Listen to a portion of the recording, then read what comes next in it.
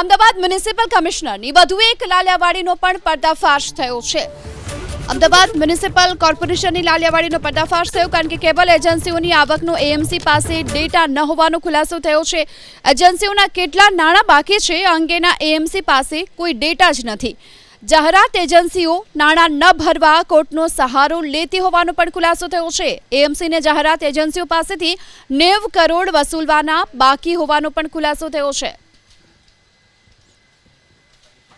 एक आज તંત્ર દ્વારા એક પ્રેઝન્ટેશન કમિટી સમક્ષ રાખવામાં આવ્યું હતું। એમાં જુદી જુદી એજન્સીઓ, કેબલ એજન્સીઓ અથવા તો ઓવરહેડ લાઇનથી જે બી પ્રકારની કામગીરી કરે છે, ગેસ એજન્સી હોય કે ઇલેક્ટ્રિક એજન્સી હોય કે ફાઇબર એજન્સી, એ લોકો અમદાવાદ શહેરમાં ટીપી રોડ ઉપર કે ત્યાં આગળ કેબલ નાખવાની કાર્યવાહી કરતા હોય છે, જુદી જુદી લાઈનો નાખતા હોય છે।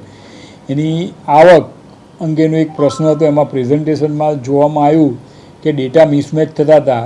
એટલે આપણે એ લોકોને સૂચના આપેલી છે કે તમે ક્યાં તો એજન્સીઓ પાસે તમે ડેટા માગી લો કે ભાઈ તમે અમદાવાદ શહેરમાં કેટલા કિલોમીટરની લાઈનો નાખી છે અને આપણા ડેટા સાથે કમ્પેર કરો, એમાં કોઈ વધઘટ હોય તો ફરી એનું તૈયાર કરીને પ્રેઝન્ટેશન આપવા માટે સૂચના આપેલી છે।